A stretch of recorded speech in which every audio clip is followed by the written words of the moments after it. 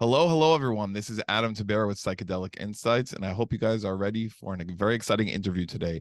I'm joined by Doug Drysdale, CEO of Cybin. They just acquired Small Pharma, and we're here to talk about it today. So, without further ado, let's get going. Hey, Adam, Uh, good to see you again. a pleasure, always a pleasure, Doug. So to lead things off, for our audience, could you please give us a high-level overview of the Small Pharma acquisition and why you think this combination makes for a good strategic fit? You never really know how the market's going to receive an M&A transaction. So we're very happy that feedback from our shareholders and investors has been nothing but positive. I think for everyone, the transaction just makes a lot of sense. Small Pharma was started in 2015, so they've had a bit of a long runway at this, a lot of expertise and research into deuterated DMT and regular DMT.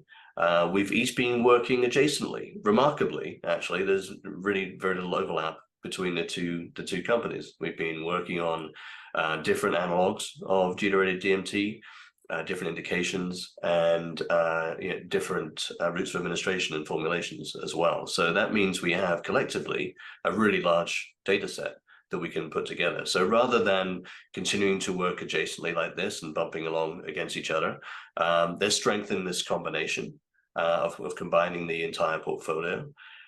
It gives us a really unprecedented scope of data on DMT and deuterated DMT. Provides collectively between the two companies 158 pending patents, 28 granted patents, so a really large area that's protected that we can work within. And I think that should give investors a lot of comfort. I imagine in fact, I know there's been some questions from institutional investors trying to understand the difference between our program and Small Pharma's program. Well, we've removed that uncertainty now by putting the two programs together. Understood. And I definitely, as someone who's speculating on the sector, it seems like you guys are going to be the DMT play. You have extremely strong IP, and it's just extremely exciting all the way around. So congratulations. Um, After you combine teams and compare Cybin CYB004 deuterated DMT with Small Pharma's SPL028 deuterated DMT, is the idea to settle on just one version to advance forward to phase 2 clinical trials? Yeah, absolutely. So each company has two programs right now. Once we've finished doing the transition, we'll end up with two programs in total. So the four programs will go to two. We'll have our CYB3 deuterated psilocybin analog program that's about to read out phase 2 data, very exciting. And then we'll have a deuterated DMT program. So both us and Small Pharma have phase 1 data readouts before the end of 2023 on deuterated DMT. So we'll look at that data set, and then we'll decide which molecule is it, which indication is it, which formulation is it that we take forward. Sounds good. So to build on that even further, so once you settle on which version of deuterated DMT to advance, you will then determine which indication to pursue, be it GAD or MDD. Do you expect to focus resources on just one indication for a phase 2 trial with deuterated DMT, given limitations around capital deployment? Yeah, just one indication to start with, and obviously we're more advanced with our psilocybin analog in MDD.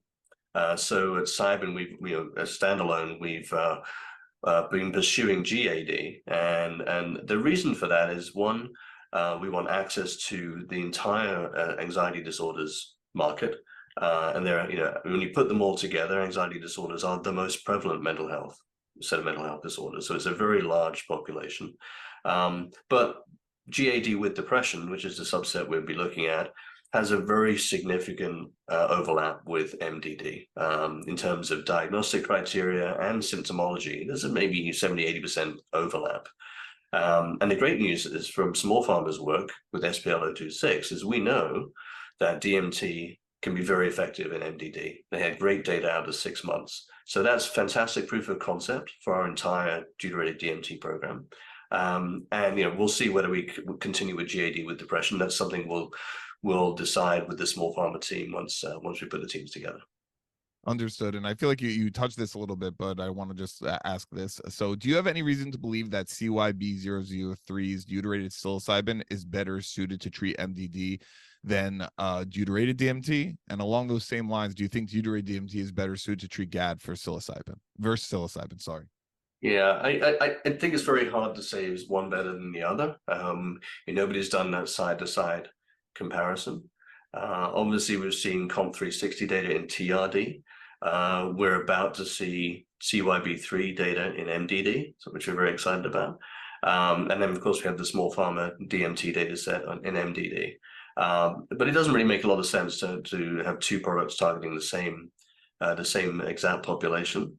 But I expect when we come to market eventually, there'll be a lot of cross use of these compounds in different mental health disorders. Understood. So does deuterated NN-DMT provide the same level of peak mystical experience as a regular form of NN-DMT, or is deuterated DMT a longer but less intense trip? I feel like we touched on this last interview, but I kind of want to refresh it for the people checking out the video in regards to the acquisition. Yeah, that's a good question. The DMT experience is a threshold effect, right? So you've got to get across a certain level, say plasma level concentration, to be in that DMT space. In our phase 1 study with regular DMT, we started out doing a long 90-minute infusion of DMT. And if this is the threshold, you end up then doing this, coming up a little bit into it and out again. Whereas injectable DMT does this straight up and down. So you cross the threshold very quickly and down very quickly. What we're trying to do with the deuterated DMT from a single injection is get up there quickly and then come down a little more slowly. So you stay across the threshold for longer. And at the moment, from a single bolus injection, we're seeing about a 40-minute experience, peak experience, with maybe about 20 minutes of recovery. So a 60-minute experience from a single injection. So that's pretty exciting. So that's 40 minutes in the peak state? Yeah. Oh, wow. That's phenomenal. So furthermore, when you move from IV administration to intramuscular injection or sub-Q injection, will this potentially lessen the intensity of the psychedelic experience in your opinion and possibly lead to a less therapeutic outcome? Please share your thoughts. I know you just covered that a little bit, but yeah, it's a similar kind of answer in that our goal is to get folks across that line into the DMT space and hold them there for 40 to 60 minutes or so, a rough ballpark. Right now we're dosing an IV bolus. We'll be transitioning that to an injection, whether it's sub-Q or whether it's intramuscular, we'll decide. But the goal will be to do the same thing. Understood. And yeah, these are all the questions I had for today. I know we did an interview very recently, so people can go ahead and check that out if they want to get more in detail minutia in regards to what Cybin has going on. But I really just wanted to kind of bring you on the show to cover this very quickly so that we can bring it to the community as fast as possible, because I know they're hungry to kind of get more information about the acquisition. Is there anything you want to say before we end the interview? No, thanks for having me on again, Adam. Look, I think the transaction is very exciting for us and for small pharma.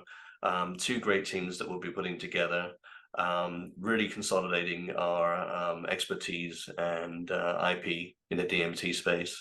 The small pharma's presence in the UK is also very valuable to us. We are going to be expanding our CYB3 program into a phase 3 study beginning in Q1 of next year, and that'll have European sites in it. So having some clinical folks on the ground in the UK will be very helpful for that as well. So there's a lot of synergies here with this transaction. Yeah, absolutely. And like I said earlier, you guys, at least from where I'm sitting, seem to be the premier DMT play right now. So congratulations once again. And thank you so much for coming on the show. Great. Thanks for having me. Of course.